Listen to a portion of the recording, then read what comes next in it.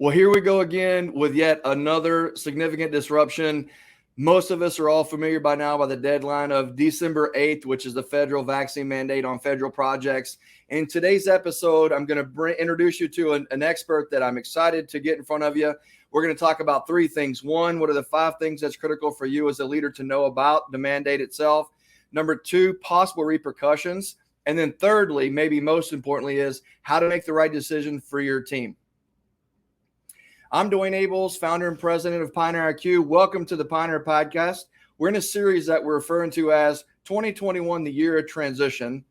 And simply put, 2020 gave us a ton of disruptions, most of which are driving significant opportunities.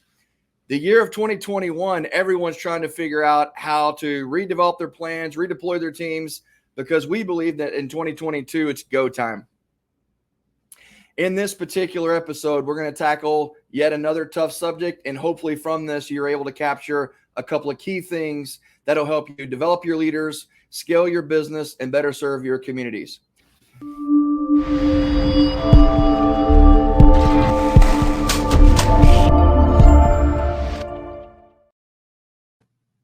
So here to help us out with this really critical deadline is a great friend of mine, phenomenal construction attorney, Stuart Shirtlift. Stuart, thank you for joining us. Thanks for having me, Dwayne. Happy to hang out and try to help us navigate through this fairly dicey topic that's coming up to be implemented soon for all of our construction clients. So thanks for having me. Yeah, you bet. So just giving our viewers a little bit of a background, fill us in a little bit on you and your firm and how you typically are helping design and construction companies.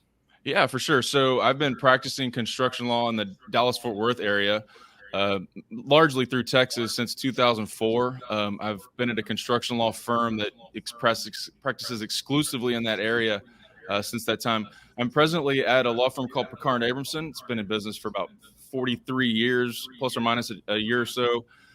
That's all we do. 113-ish attorneys, 11 offices, and all we do is construction law.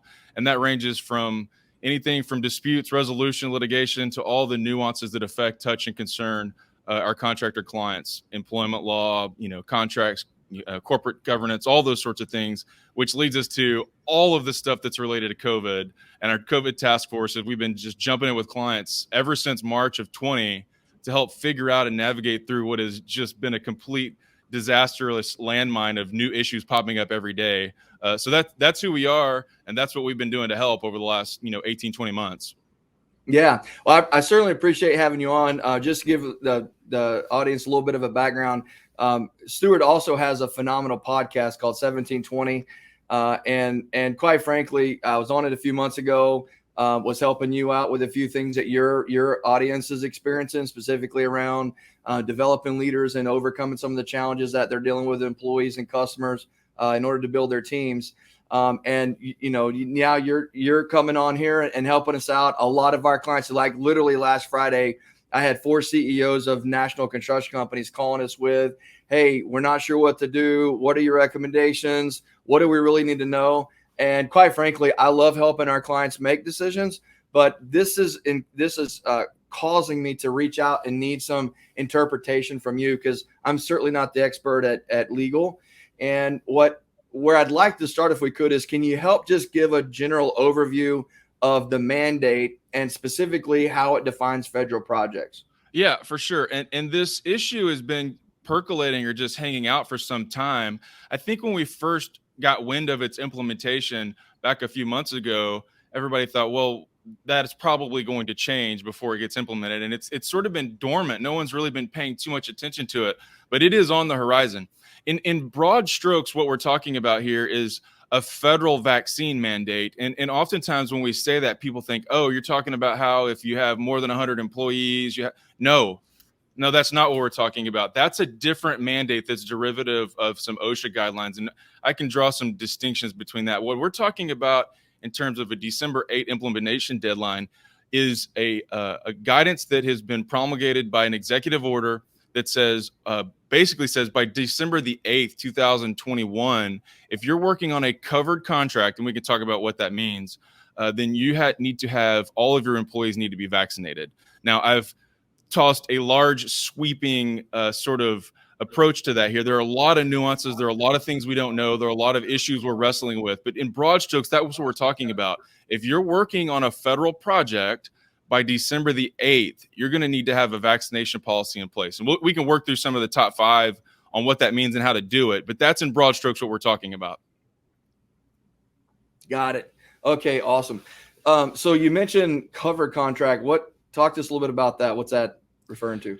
Yeah, so there's as you can well guess from an executive order out of the White House, what we see is a multi-page explanation of what a covered contract is. But basically what we're talking about is a contract that's with the federal government. In our particular circles, we're talking about contracts that are for procurement of services, including construction. And so if you're performing construction for the federal government, you're a covered contract. Check the box. Now, there are a lot of nuances to that, some derivations related to services, and there are some exceptions if you're working on a federal project that has grant money. But again, staying sort of at 30,000 feet for us to just identify issues, a covered contract is going to include the construction contracts that you have for the federal government. And that means that it's going to trigger a series of requirements, things that need to be checked, boxes to be cleared, et cetera, in order to comply with the vaccine requirements. Excellent. So, Stuart, correct me if I'm wrong, and I'm hoping that I'm not. We've had several executives reach out to us who are engineers working on roads, bridges, et cetera, for a city, town, a municipality, or a county, or even a state. And their question has been, does this mandate specifically apply to that owner and those projects? Yeah, that's a great question. It's one of the many questions we wrestle with at the office, as you can imagine, because we're all in uncharted territory. We just happen to be the closest to trying to figure it out.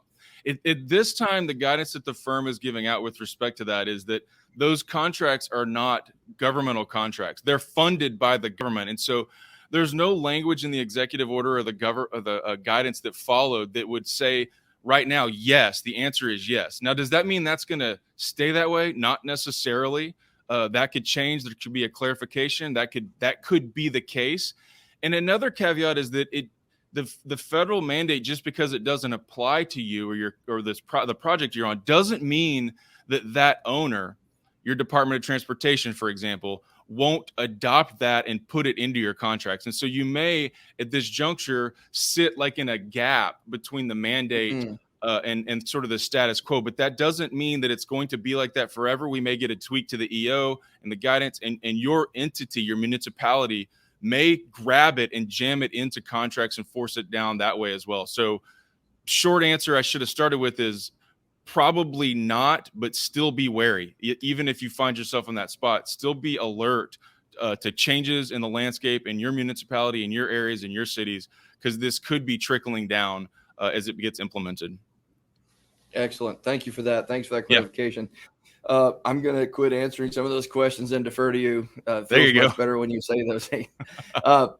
So one of the things that you and I both felt pretty strongly about communicating to our audience, we deal directly with CEOs and executives who don't have a ton of time. Certainly, most of us don't have a legal background. If we were talking to a CEO, which we're talking to a bunch of them in this moment, what are the 5 things, if I'm a CEO, that I have to know about this particular mandate, so that I can better understand and prepare for this? Yeah. So the biggest thing right now, I think, that is you need to assess whether or not you have a covered contract. And we hit that sort of early on, is you need to assess whether or not the contracts that you're working on apply. If you check the box and say, yes, I am performing work for the federal government, I'm saying broadly, but if you check that box, the second question, or the second, the second bullet of our top 5 is, okay, who does this flow down to, right? Because I have a lot of employees that aren't on the job site. How far does this wash down? And the answer is, in broad strokes, a long way. The covered contractors' employees are broadly defined under the order, right? It basically says if you're working on a covered contract or working at a covered contractor workplace. And so that doesn't necessarily mean people who are on the job site. The guidance on this is including and extending that down into your HR, billing, legal, all those sorts of things. Those folks you probably don't think as being on that job but pursuant to the guidance, they are. And then what happens under the guidance is there's actually another lasso, if you will, that kind of gets thrown around it all that says, and anybody who's in that workplace. And so when you take that sort of to its logical extreme, right, you have two different divisions, one that works on private jobs, one that works on public jobs, but the HR team sits side by side. Now those non-federal, those non-covered contract employees who sit side by side with a covered contract employee, they also get looped up into the guidance. And so it sweeps very far down, and it begins to beg the question, how do you manage that? And that's an opportunity. I think we'll talk about it later, but that's an opportunity for like a real leadership and communication with your teams, and probably having to think outside the box in terms of how you go about perhaps segregating those employees, protecting the ones who work in the private sector who aren't directly affected by the mandate but are caught by the lasso. And so I would just say the second thing is, at a top 5 level is you need to figure out which employees are actually going to be affected by this. It's possible it's all of them. It's possible it's not. And figuring out and working through that flow chart is going to be something that all of your leadership is going to need to do to make sure that your employees are being appropriately addressed by the mandate. Got it. When does it start, right? Like that's another big thing, right? So we're talking about December the 8th. But what that means is that those covered employees, right? So you have a covered contract and you've assessed what your covered employees are. Well, December the 8th is the day that they all must be fully vaccinated. But that's not just a blanket that gets thrown on top of all of your contracts, right? If you have something that had been previously awarded, this doesn't apply there, right? This doesn't apply to that. And this doesn't apply necessarily to contracts that were entered into in a sort of interim period between about October the 15th and November the 15th, right? If the guidance was in the solicitation for those agreements that were inked in that interim period, then it's going to apply.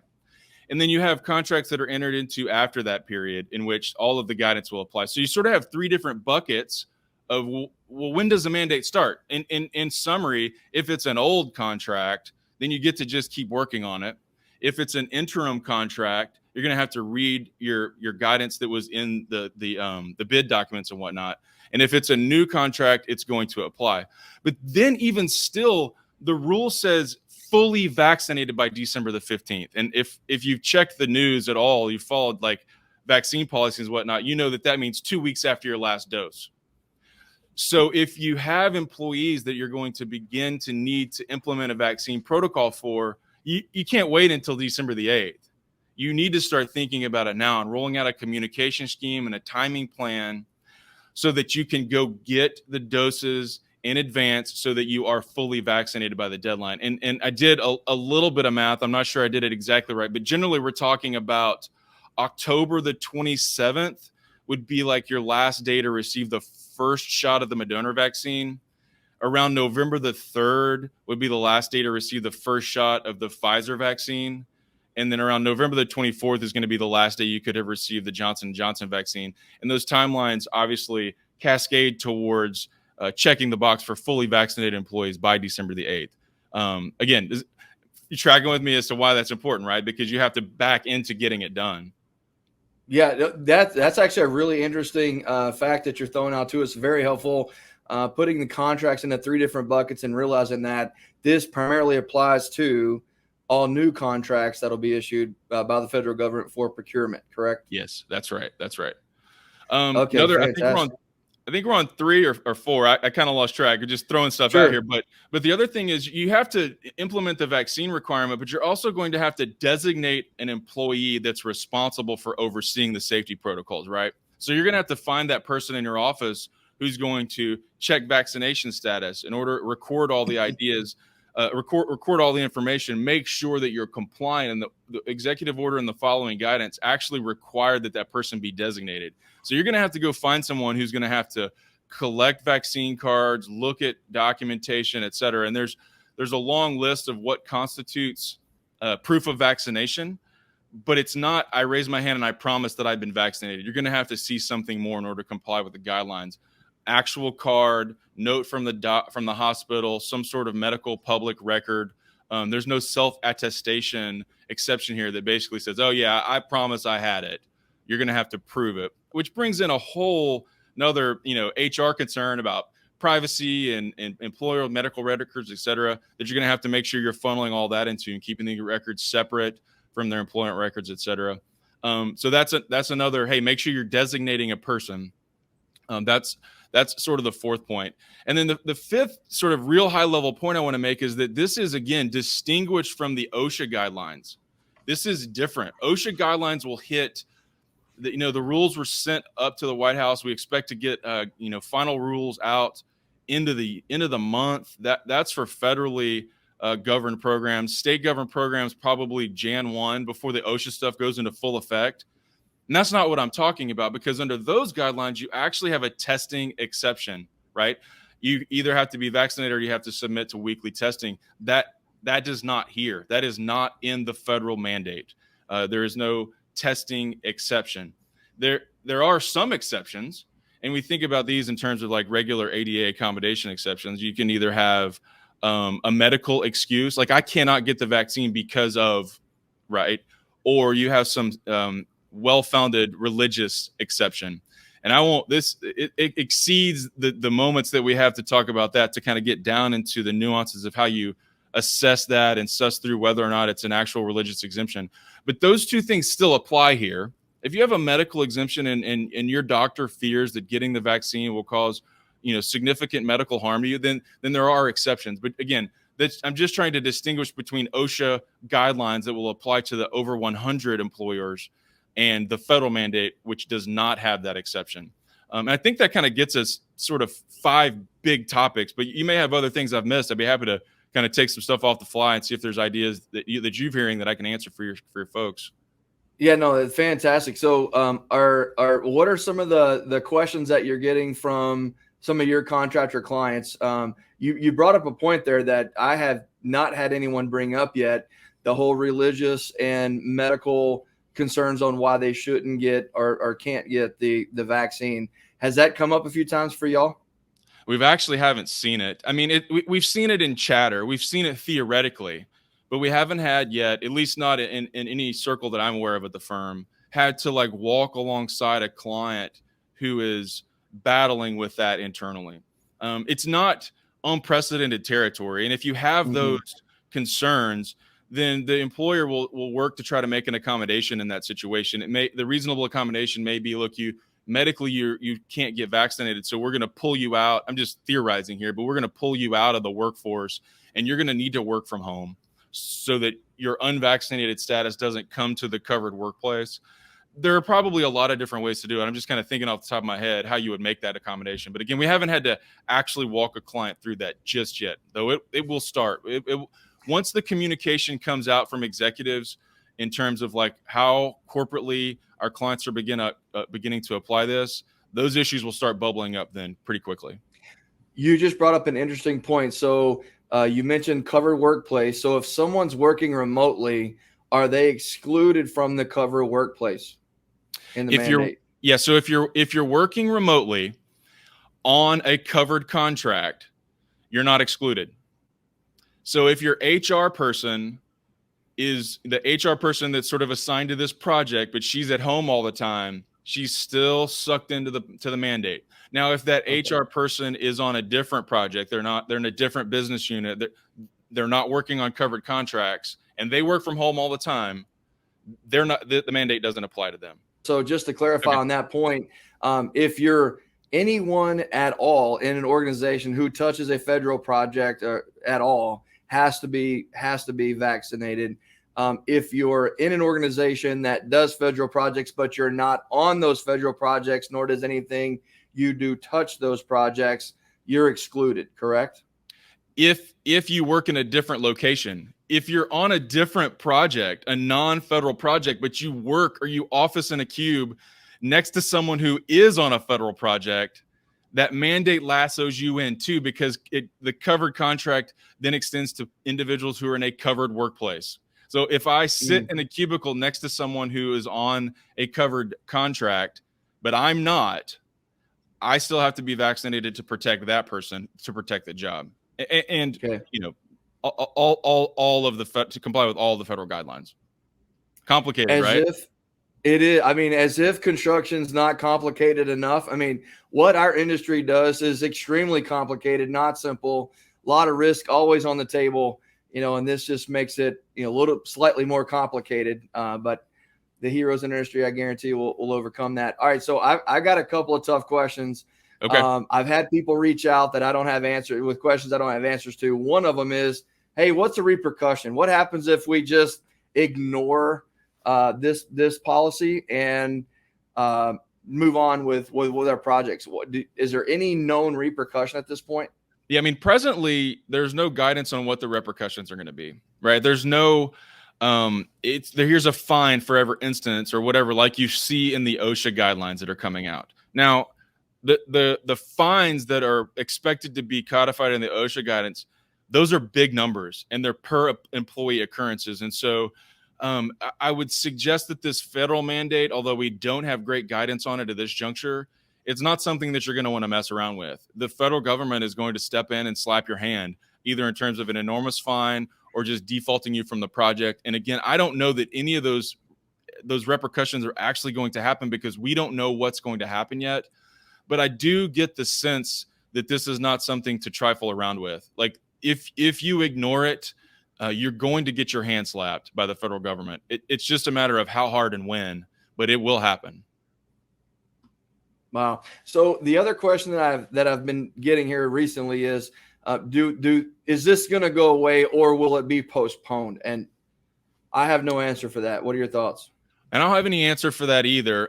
There's no present indication that anything is going to change, that it's going to be postponed or that it'll go away. Oftentimes, that chatter starts to percolate up in news sources and media sources, and you start to get the feeling that something's going to change. And we had it, at least here in Texas, we had it a lot as the governor was issuing orders, and you could get a real sense from people that were in the know that, like, there's a conversation around this. Here's where it currently sits, but it might change, so hold tight. That none of that conversation is happening around this. And so I don't have any expectation that it's going to be postponed. I think that these deadlines are going to be hard and fast and implemented. And I think that's evidenced by the timely guidance coming out from the task force, OSHA continuing to move forward with presenting their rules, et cetera. There's no indicia that the reins are going to be pulled back on this. And it's sort of more to the question of, is it going to go away? Not anytime soon. I mean, I will not get into the politics of it, but this administration has exhibited no reluctance to move this agenda forward, and I have no expectation that they are going to pull the reins on this at any time until we're clear of the pandemic. So be ready to do it, and for quite some time would be my best guess.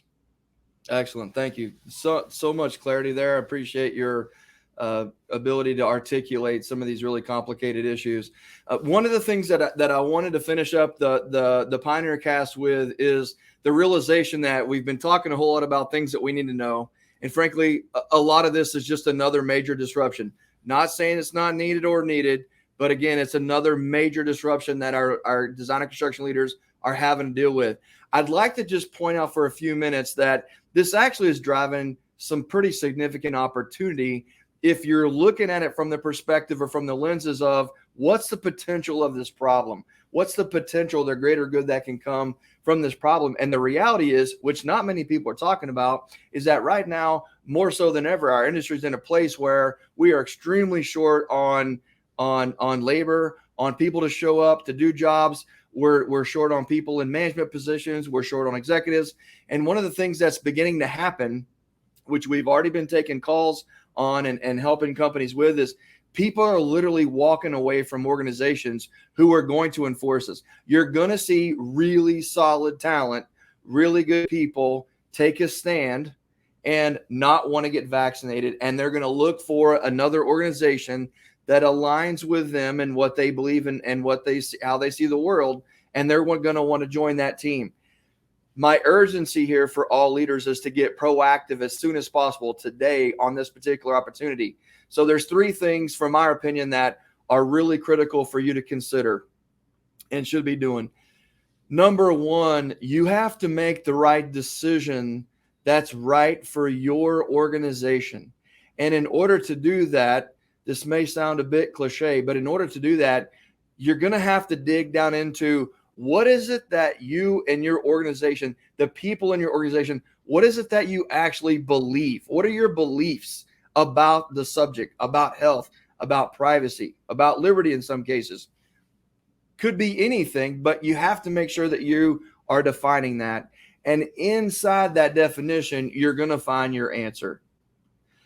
Only you can lead that conversation. It's not something that I or Stuart or anybody else from the outside should be directing you on a decision. It's our job to give you the variables, but only you know the right decision for your organization. The second thing that I would urge you to do is start recruiting aggressively. And what we're talking about being aggressive is light up the job boards, light up social media, leverage everything you can from a social media marketing and email perspective to go out and start finding these types of people to join your team. And then the third thing, the one that hasn't been talked about, frankly, at all, is you're going to see some owners over the course of the next several months start to have projects go on hold because they don't have project teams to actually do a project, start a project, or complete a project. So our third recommendation is to get very close and very aggressive with following up with the prospective clients in your marketplace and have this conversation with them, have them make sure that they're clear on where their construction or design partners stand, and see if there's some sort of a way that you can serve them either because of this problem or essentially one that's being caused by this problem. Again, another disruption, lots of opportunities. Hey, Stuart, thank you, man. I really enjoy your perspective. I really enjoy your ability to articulate this and the experience that you and your firm bring to the table. We may reach out to you for a few more questions, but this has been extremely helpful. Thank you. Well, it's my pleasure, man. It's going to sound hokey when I say it, but one of the things I love most is being able to serve the industry. I do the lawyering stuff great, but man, I love the industry and I love the people. And so if there's anything I can do to help, man, give me a ring, because we're all sort of navigating this together in a way that I think we haven't seen before, right? I have conversations with general contractors and owner clients to say, when we're yoked together, trying to figure out how to get through this. And I really appreciate like my part in that of helping us navigate through. So if there's anything I can do to help, man, as always, give me a ring. Absolutely. I love that. Hopefully you're able to take something away from today's PioneerCast that helps you better prepare your leaders, helps you scale and build your business, and helps you understand what's happening in the marketplace. Certainly now more so than ever, your people, your clients, your marketplace, your community needs you. Have the courage and lead on.